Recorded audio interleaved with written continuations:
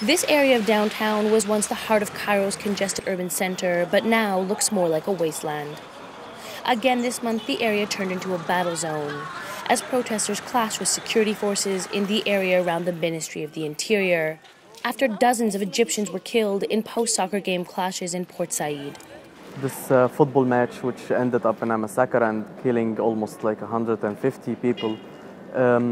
Everyone saw on TV how the security forces didn't do anything and they were standing there watching. As a direct reaction, they just came here close to the Ministry of Interior to demonstrate. The area is symbolic not just because of its proximity to Tahrir Square, but because the Ministry of the Interior and its security forces played a key role in the abuses of the previous regime.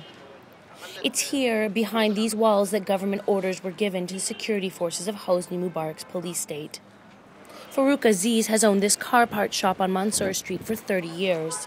لا والله احنا من تعبنا ما نعرفش مين دلوقتي.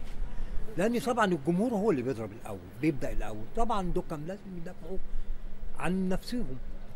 فطبعا احنا هنا أصبحنا الشغل بتاعنا مفيش خالص. Amid clashes and clouds of tear gas, protesters tore down this wall blocking Mohammed Mahmoud Street. But security forces quickly built 4 new walls. This wall here on Fahmi Street in central Cairo is now one of several constructed by security forces in an attempt to block off protesters from the Ministry of the Interior. The map here from the popular blogging site The Arabist shows how these new walls essentially surround the Ministry of the Interior by blocking the streets leading to the compound. The red lines represent permanent walls and the purple lines temporary barriers made mostly of barbed wire.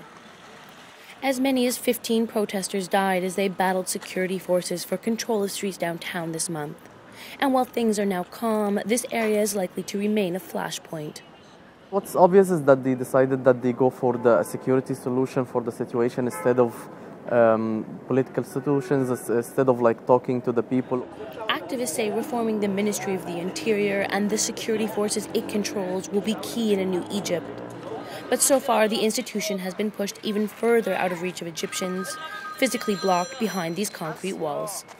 Rebecca Collard for Voice of America in Cairo.